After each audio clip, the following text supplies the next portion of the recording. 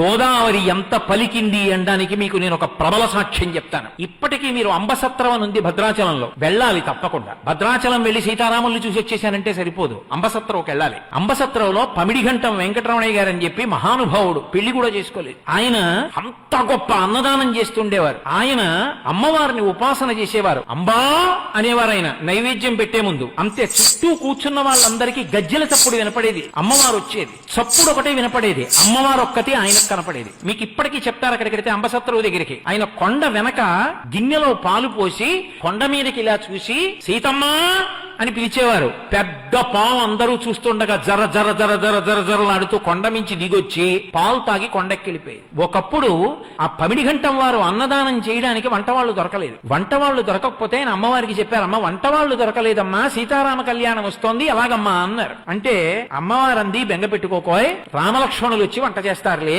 అంది. ఆయన ఇలా చూశారు, మంచి దృఢకాయులైన ఇద్దరు, అంతంత ఎత్తు ఆజాన బాహుమరవిందదలాయతాక్షం ఇద్దరు వచ్చారు. వచ్చి అయ్యా మీరు వంట కావాలన్నారట, మమ్మల్ని ఎవరో పంపించారు, వంట చేస్తాం, కానీ మీరు లోపలికి చూడకూడదు. వంటశాల తలుపులు వేసి 2 పెద్ద పెద్ద గుండిగలు తెచ్చారు. ఒక మనిషి ఎత్తలేడుదండి, అంతంత గుండిగలు తెచ్చి వంట చేశారు. వంట అంతా అయిపోయింది, బయటికి వచ్చారు. మేము గోదావరిలో స్నానం చేసి వస్తామని వెళ్ళారు, ఇంకా రాలేదు. ఆ తర్వాత వెళ్లి గుండిగల మీద చూస్తే రామగుండిగా లక్ష్మణ గుండిగా అని ఉంది. ఇప్పటికీ మీరు రామలక్ష్మణులు వచ్చి వంట చేసిన గుండిగలు అంబసత్రంలో చూడొచ్చు, ఇప్పటికున్నాయి.